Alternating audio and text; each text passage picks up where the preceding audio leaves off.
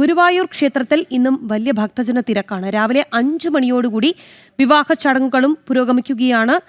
ചിട്ടയായ ക്രമീകരണങ്ങളോടുകൂടിയാണ് വിവാഹങ്ങൾ നടക്കുന്നത്. ഗുരുവായൂർ ദേവസ്വം ഭരണസമിതി അംഗമായി KS ബാലഗോപാൽ ഇന്ന് സത്യപ്രതിജ്ഞ ചെയ്ത് സ്ഥാനം ഏൽക്കും. ഇന്ന് ഉച്ചയ്ക്ക് 12:30 തെക്കേനടയിലെ ഗുരുവായൂരപ്പൻ ഓഡിറ്റോറിയത്തിലാണ് ചടങ്ങ് നടക്കുക. വിവരങ്ങളുമായി രാജു ഗുരുവായൂർ ചേരുന്നുണ്ട്. രാജു, ഉച്ചയ്ക്കാണ് അദ്ദേഹം സ്ഥാനമേൽക്കുന്നത് എന്നാണ് നമുക്ക് അറിയാൻ സാധിക്കുന്നത്. ഒപ്പം തന്നെ ഗുരുവായൂരിൽ ഇപ്പോഴും ഭക്തജന തിരക്ക് എങ്ങനെയാണ്? ഇന്നലെയും നമ്മൾ അവിടെ ദൃശ്യങ്ങളിൽ നിന്ന് കണ്ടിരുന്നതാണ്. വലിയ ഭക്തജന തിരക്കായിരുന്നു.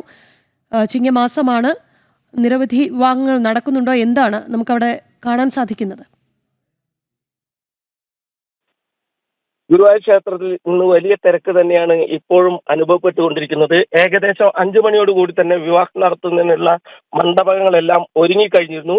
ഏകദേശം 5:20 ആദ്യ വിവാഹം നടന്നു. വരനും പാർട്ടികളും തെക്കേ നടയിലെ പ്രത്യേകം തയ്യാറാക്കിയ പന്തലിൽ എത്തണം.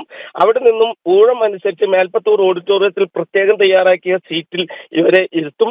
ഇതനുസരിച്ച് ഓരോരുത്തരും ഓരോ ഊഴ അനുസരിച്ച് വധുവിനെയും വരനെയും മറ്റു ബന്ധുക്കളെയും മണ്ഡപത്തിലേക്ക് പ്രവേശിപ്പിക്കും.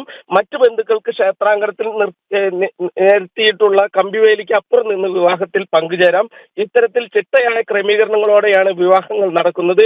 പിന്നീട് പറയാനുള്ളത് ദേവസ്വം ഓഫീസുമായി നടക്കുന്ന ഒരു പ്രത്യേക കാര്യമാണ്. ഗുരുവായൂർ ദേവസ്വം ഭരണസമിതി അംഗമായി KS ബാലഗോപാൽ ഇന്ന് സത്യപ്രതിജ്ഞ ചെയ്ത് സ്ഥാനമേൽക്കും. ഇന്ന് ഉച്ചയ്ക്ക് 12:30 തെക്കേ നടയിലെ ഗുരുവായൂരപ്പൻ ഓഡിറ്റോറിയത്തിലാണ് ചടങ്ങ് നടക്കുന്നത്. അദ്ദേഹത്തെ നാമനിർദ്ദേശം ചെയ്തുകൊണ്ടുള്ള സർക്കാരിന്റെ വിജ്ഞാപനം ദേവസ്വം അഡ്മിനിസ്ട്രേറ്റർ അരുൺകുമാർ വായിക്കും.